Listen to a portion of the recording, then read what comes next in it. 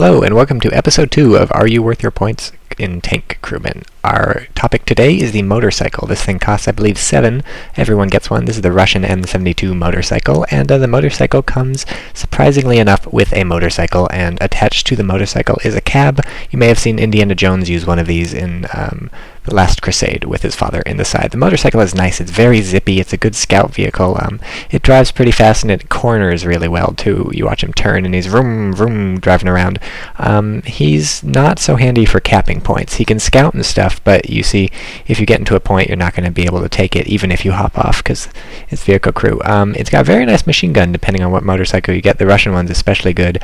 Don't run into a fence. The German one, I think, is just an MG34, not so fantastic, but still, it's a nice machine gun to have. It's a very mobile platform for harassing infantry and stuff, and you can really easily set up some quick flanks and catch the drop on your opponent and do some real damage. The downside is that they're very flimsy. They're quite easy to destroy. Small arms fire will often decrew the motorcycle, if not kill it, and even driving into a greenhouse is enough to make it explode into fire.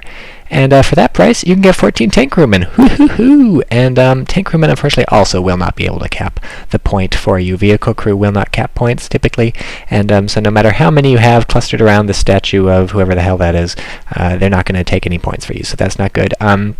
One advantage that motorcycles can't have, that Tank Crewmen do have, is you can spread them out into buildings or something like this. In a built-up urban area, the motorcycle's really not going to do a lot for you. He'll be nice at taking those corners and everything, but he can't get into buildings. He can't take cover behind a statue like this guy's doing. He looks a bit like James Bond, and just like James Bond, he's going to fire into Russians and kill them.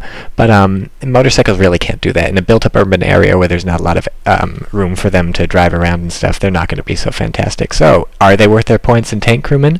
You'll have to decide for yourself, because frankly I'm tired of doing all the work for you lazy layabouts who never do anything for me. Goodbye.